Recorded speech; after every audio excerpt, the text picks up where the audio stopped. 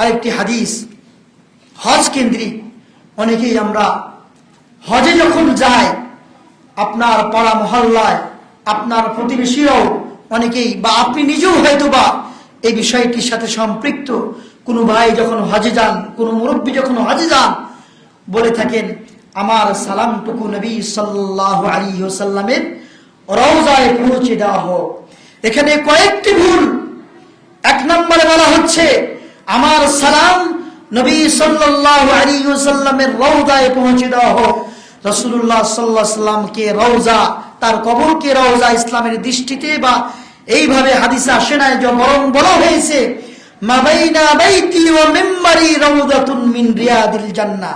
নবী সাল্লাল্লাহু আলাইহি ওয়াসাল্লামের বাড়ি যেখানে তাকে দাফন করা হয়েছে, আয়েশা রাদিয়াল্লাহু তাআলা আনহার গৃহ, সেই গৃহ থেকে হুজরা নববিয়া থেকে মিম্বার পর্যন্ত জান্নাতের বাগিচাগুলির একটি বাগিচা। তাহলে রাউদাতুন মিন রিয়াদিল জান্নাহ, রিয়াদুল জান্নাহ জান্নাতে রয়েছে, সেখান থেকে একটি বাগিচা, একটি বাগান হলো যেটি বর্তমানে আলাদা কার্পেট, রাসূলুল্লাহর যুগে যেটি মসজিদের প্লেস ছিল, জায়গা ছিল, সেটি হলো জান্নাতের বাগিচা। এক নম্বর ভুল, রাসূলুল্লাহ সাল্লাল্লাহু আলাইহি ওয়াসাল্লামের কবরকে স্পেশাল ভাবে রওজা সম্বোধন করা এই হাদিসের পরিপ্রেক্ষিতে, মুসলিম শরীফের এই হাদিসের প্রেক্ষিতে বলা উচিত নয়। দুই নম্বর, আল্লাহ রাসূল সাল্লাল্লাহু আলাইহি ওয়াসাল্লামের কোন একটি হাদিসে কি প্রমাণ রয়েছে যে কোন মুসলিম ব্যক্তি দূর থেকে নবী সাল্লাল্লাহু আলাইহি ওয়াসাল্লামকে কোন ব্যক্তির মাধ্যমে সালাম প্রেরণ করবে? না, আসে না।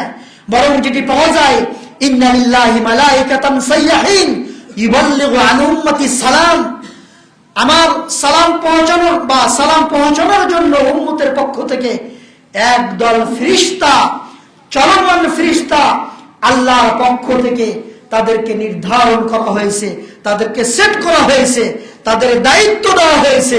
তারা শুধু উম্মতের পক্ষ থেকে সালাম নিবে, নবী সাল্লাল্লাহু আলাইহি ওয়াসাল্লামের কবরে সালাম পৌঁছাবে। তাহলে এই দায়িত্ব কি উমরাকারী সাহেবের? এই দায়িত্ব কি হাজী সাহেবের যে আপনি মানুষের সালাম নেবেন আর রাসূলুল্লাহ সাল্লাল্লাহু আলাইহি ওয়াসাল্লামের কবরে পৌঁছাবেন?